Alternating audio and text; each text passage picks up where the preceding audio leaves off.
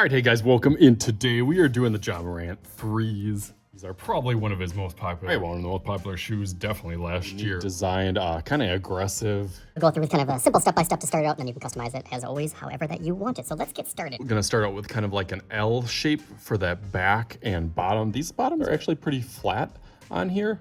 So as the back kind of dips down, does bump out, you know, a little bit. It's really pretty flat all the way across towards that toe, and then arches over here. Down and back up. I can go through that a little bit darker now that I'm a little bit more confident.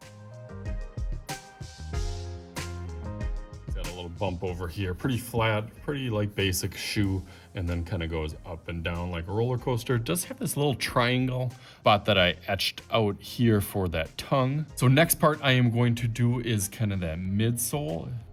From over here will rise up and then go down, and then follow that bottom right and wrap around. Go through that a little bit darker.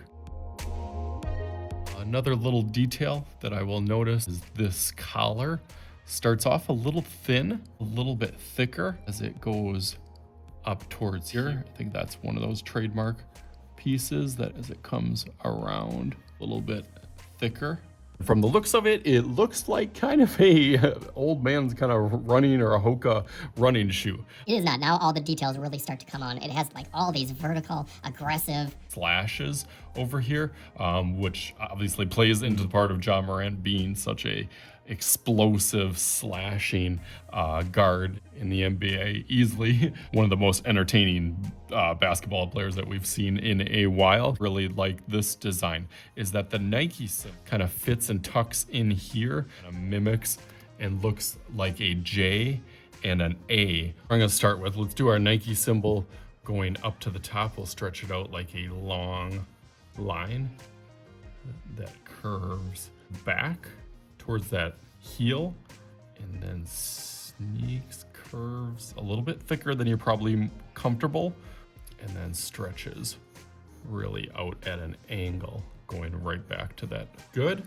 And then following right from there, like I said, that A form, guess not really block letter, just because it's a little bit thicker, and then that zoom air unit kind of down there. So that's where you kind of get the J, A, and again, these kind of also aggressive arches fill in the rest of the shoe. Some of my shoes I do shoelaces, some of them I don't. This one has, let's see, 1, 2, 3, 4, 5, 6, and you know it, 7 on the top here. So if you want to put some little eyelets,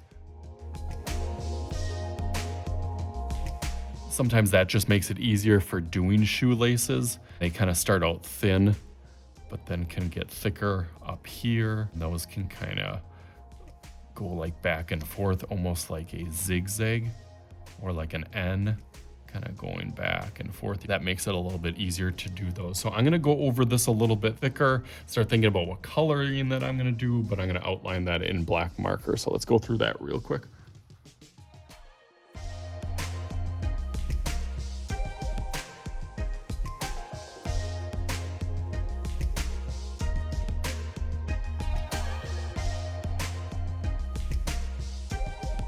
All right, there we go. We got that all outlined. You can see I just used a basic, simple, plain marker just from our Target dollar pack. So you don't need anything fancy like a Sharpie or anything. It's not always the tool. Sometimes it's the operator.